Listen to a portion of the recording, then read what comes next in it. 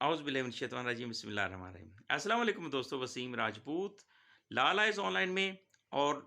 آور law point میں حاضر خدمت ہے۔ آج کا جو لیکچر ہے اس کا پارٹ 1 کا میں لیکچر دے چکا ہوں، جس میں میں نے بتایا تھا کھیوٹ کیا ہوتا ہے، زمین کے جو کھاتا جات کیا کیا ہیں، ایک عام سٹوڈنٹس کو، لا کے سٹوڈنٹس کو، ایک عام شخص کو جو زمین سے گاؤں سے بلانگ رکھتا ہے، شہروں میں بلانگ رکھتا ہے، کل کو آپ نے زمین خریدنی ہے تو آپ کو ان چیزوں کا پتہ ہونا چاہیے کہ کس بندے کی میں جگہ لے رہا ہوں، اس میں کون سی خطونی ہے، کون سا خسرہ ہے، کون سی مساوی ہے، کون سی جمع بندی ہے، کون سی گرداوری ہے، یہ ساری انفارمیشن کا پتہ ہے۔ پہلے لیکچر میں ڈسکشن کی تھی کھیوٹ، موزہ، پھر کھیوٹ، پھر خطونی، خطونی کے بعد اب چوتھا خسرہ۔ خسرہ کیا ہوتا ہے، یہ پارٹ 2 کا ہے، یہ میں لیکچر دے رہا ہوں پارٹ 1 میں نے وہ ان کا ڈسکشن کی تھی، اب خسرہ کی طرف۔ تو اب ایک خطونی جو 5 ایکڑ تھے، فرض کریں جو ہم نے مثال میں 5 ایکڑ، حقیقت میں اس کی تعداد جو بھی ہوگی 5 6 7 8 جو بھی، ہر ایکڑ کو ایک خاص نمبر دیا جاتا ہے، یعنی کہ ایک بندے کو 5 کلے، ایک بندے کے، دوسرے بندے کے 3، چوتھے بندے کے 7، ان کو الگ الگ خسرہ نمبر دے دیے جاتے ہیں۔ اب ہر ایک خاص نمبر دیا جاتا ہے، اس کو ہم خسرہ کہیں گے، یعنی کہ ایک بندے کے 5 کلے ہیں، ایک خسرہ، یہ ڈفرینس ان کو نمبر دے دیا۔ اب لیکن یہ نمبر تبدیل نہیں ہوتے، جو نمبر خسرے تبدیل نہیں ہوتے، خطونی تبدیل ہو سکتی ہے، کھیوٹ، اس کے بعد یہ پروسیجر، وہ چیزیں ساری تبدیل ہو سکتی ہیں، لیکن یہ خسرہ تبدیل نہیں ہوتا۔ ایک بندے کا نام رکھ دیا گیا کہ تو اے ہے، تو بی ہے، تو سی ہے، تو ڈی ہے، الگ الگ قلوں کے جو ایکڑ ہے ان کو نام دے دیے گئے ہیں، یہ تبدیل نہیں ہوتے۔ خسرہ ایک ہی رہتا ہے، جبکہ کھیت کی چاروں، خسرے میں ہوتا کیا، چاروں طرف پیمائش کی جاتی ہے،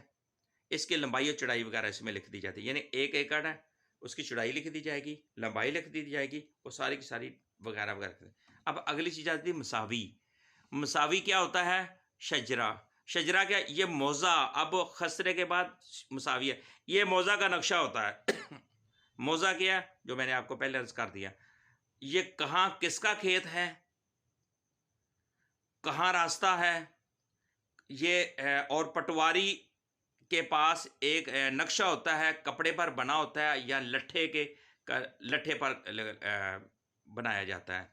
اب اس میں یہ بتا دی جاتی ہے کہ اگر فرض کریں اے بی سی ڈی ڈیفرنس لوگ ہیں، ان کے یہ فلانے کا پراپرٹی اتنی ہے، فلانے کو اس نے کیا دیا، یہ کیا، وہ کیا، اس میں ساری بتا دی جاتی ہے، اے بی سی ڈیفرنس لوگوں کی، یہ اس میں شجرہ میں، نقشے میں سارا بتا دیا جاتا ہے، یہ فلانے فلانا فلانا فلانا یہاں رہ رہا ہے۔ اب اگلی چیز آ جاتی ہے جمع بندی، اس کے بعد چھٹے نمبر جمع بندی۔ اب جمع بندی کیا ہے، یہ ایک موضع کے کسی کھیوٹ کی، کسی خطونی کے کسی خسرہ میں کتنے مالک ہیں، سب کی تفصیل اس میں درج ہوتی ہے۔ مثلا یہ ایک ایکڑ ہے، یہ دوسرا، یہ تیسرا، یہ چوتھا ہے۔ اب یہ ایک موضع کے اندر، کھیوٹ کے اندر، کہ فلانا بندہ ٹھیکیدار ہے، فلانا بندہ کاشتکار ہے، اور کون کاشت کر رہا ہے، اور کون ٹھیکے پہ کس نے لی ہے، اور مالک کون ہے، یہ جمع بندی میں ساری ڈیٹیل لکھ دی جاتی ہے۔ اب اگلی لاسٹ میں گرداوری آ جاتی ہے۔ آپ جس رقبہ کے مالک ہیں یا مزارے ہیں، اس رقبہ میں کیا کاشت ہو رہی ہے، کون کاشت کر رہا ہے، اور کون سی کاشت ہو رہی ہے، فصل کون سی ہو رہی ہے، سبزیاں کون سی لگ رہی ہیں، کون لگا رہا ہے، اس کی مکمل